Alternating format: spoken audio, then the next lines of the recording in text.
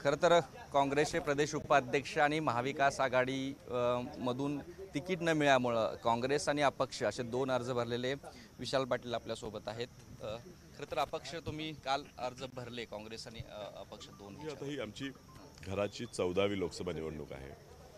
परंपरेप्रमाणे ज्या पद्धतीने अर्ज भरले जातात, पहिला पक्ष हा काँग्रेस पक्षाचा असतो, एक अपक्षाचा फॉर्म असतो. ही परंपरा आहे. त्या पद्धतीने फॉर्म भरलेला आहे आणि पक्ष तसा आदेश देत असते की पक्ष अर्ज भरताना दोन अर्ज भरावे. आता काय वेगळं झालेलं नाही आहे. ह्याचा अर्थ असा होत नाही की तिकीट मिळणारच नाही की उमेदवारी जाहीर होणारच नाही. शेवटच्या क्षणावर बदल होत राहतात. महायुतीत पण आपण पाहिले जाहीर झाले उमेदवार बदलले. महाआघाडीत पण तसंच झालं तर काय आश्चर्य वाटायचं कारण नाही. 2-3 दिवस शिल्लक आहेत, होईल काहीतरी निर्णय. आज काय फक्त शक्ती प्रदर्शन? आज कार्यकर्त्यांच्या साक्षीनं अर्ज भरायचा कार्यक्रम आहे. पाठिंबा तुम्हाला मिळायला सुरुवात झाली, मग भाजपच्या एका माजी आमदारांना सदस्यत्वाचा राजीनामा देऊन तुम्हाला पाठिंबा दुष्काळी फोरम तुमच्या सोबत राहील असं चिन्ह दिसतंय.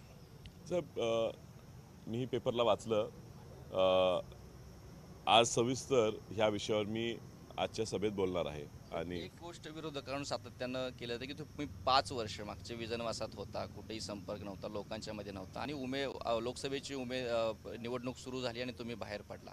याकडे कसं बघता? मी तेच सांगलो. आज प्रत्येक आरोपावर काय उत्तर द्यायचे ते आता सभा काही मिनिटांनी काही तासांनी आहेच. कार्यकर्त्यांसमोर हा विषय मांडला पाहिजे. लोकांच्या मध्ये होता, अनेक प्रश्नावर आवाज उठवला. काय हा विषय तोच आहे की मी काय केलो ते माझ्याच लोकांच्या साक्षीनं मी आज सभेत बोलणार आहे आणि लोकांची त्यातनं काय प्रतिसाद येतो ह्यातनं दिसेल की 5 वर्ष मी कुठे होतो. विद्यमान खासदार जे आहेत ज्यांना उमेदवारी मिळाले त्यांच्याबद्दल काय सांगाल? त्यांनी देखील वेळोवेळी तुमच्यावर कुलदीपजी बोलायला भरपूर काय आहे आणि कार्यकर्त्यांच्या समोर बोलण्यासाठी काहीतरी राखूया आणि थोडा पेशन्स, संयम, सबुरी, मी प्रत्येकाला सांगतो सबुरी ठेवावी. आता सभेत काय होते आपण निश्चितच पाहू. महाविकास आघाडीच्या उमेदवारांनी देखील काल उद्विग्न होऊन खरं तर प्रतिक्रिया दिली. तुम्ही अजूनही सोबत आमच्या येत नाहीये, बरेच दाखले दिले. काँग्रेसनं जाहीर करावे की शेतकऱ्याचा मुलगा खासदार नको आहे का?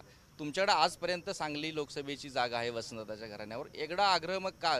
जे लोकांच्या सर्वसामान्य लोकांच्या मनात जी भावना आहे की एक सर्वसामान्य कुटुंबातला जर मुलगा होत नसेल, उभा राहत असेल खासदारकीला, तर त्याच्या मागे वसंतदा कुटुंब का उभं राहत नाही? काल मी दिवसभर काल आणि आज अर्ज भरत असल्यामुळे आमच्या ग्रामदैवताचं दर्शन, पुन्हा सांगली जिल्ह्यातल्या ह्या मतदारसंघातल्या थोर नेत्यांच्या समाधीचं दर्शन घेण्यात मी दिवसभर कार्यक्रमात होतो. रात्री उशीरपर्यंत मी त्याच कामात असल्यामुळे नेमकं कोण काय बोललं हे मी अजून पाहिलेलं नाही. ते पूर्ण पाहून घेतो आणि येणाऱ्या सभेत त्याच्यावर सविस्तर बोलतो. तुम्हाला काँग्रेसमधूनच उमेदवारी आणि निवडणूक लढवायला आवडेल का अपक्ष म्हणून? आता ज्या पद्धतीची गणित हे मी आधी सांगितले आणि खूप चर्चाही होतात.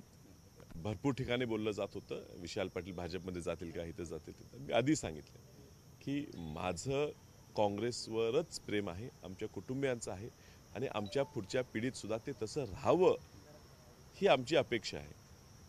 आणि म्हणून काही झालं तरी काँग्रेस पक्षाचाच उमेदवार म्हणून मी पुढे यावं अशी माझी इच्छा आहे, माझ्या कुटुंबियांची इच्छा आहे, माझ्या पक्षाची इच्छा आहे, आमच्या सर्व काँग्रेसवर प्रेम करणाऱ्या कार्यकर्त्यांची तीच इच्छा आहे आणि ती इच्छा पूर्ण व्हावी ह्यासाठी ही धडपड चालली आहे. 2-3 दिवस आहेत, पाहूया काय होते. जयंत पाटलांनी सांगितलं की सातत्यानं तुमच्याशी या मधल्या काळामध्ये बोलणं झालंय. काय बोलणं झालं होतं? त्यांनी मला विनंती केली की मागं घ्या अर्ज, किंवा काय नेमकी जयंत पाटलांची तुमच्याबद्दलची बोलणं आणि भूमिका काय? मी तेच सांगतो. ते काय नेमकं काल बोलले ते मला अजून कल्पना नाही, कारण मी नव्हतो कालच्या सभेत बोलले असं कळते. नेमकं काय अच्छा प्रेसमध्ये, त्यामुळे ते काय नेमकं बोलले हे मला पूर्णपणे माहीत नाही. आधी त्याची पूर्ण माहिती घेतो आणि त्याच्यावर सविस्तर आज दुपारच्या सभेत बोलतो. हा मुद्दा निश्चित या मुद्द्यावर बोलतो. जिल्ह्यातल्या वसंतदादा प्रेमी गट असो किंवा काँग्रेसकर्त्यांना आव्हान काय? नाही, मी आपल्याला आव्हान काय देणार नाही आहे. मी एवढंच प्रत्येकाला फोन करून प्रत्येकाची विचारपूस करून आजचा निर्णय हा अर्ज भरायचा कालचा आजचा घेतलेला आहे. ते आज येणार आहेत. त्यांनी मला काय आव्हान करतात त्या पद्धतीनं पुढचा निर्णय होणार. एक शिष्टमंडळ गेले काँग्रेस नेत्यांचं विश्व अजून तर निरोप आलेला नाही, पण मी प्रचंड आशा धरून आहे, आम्ही सगळे आशा धरून आहे की त्यातनं काहीतरी चांगलाच मार्ग निघेल.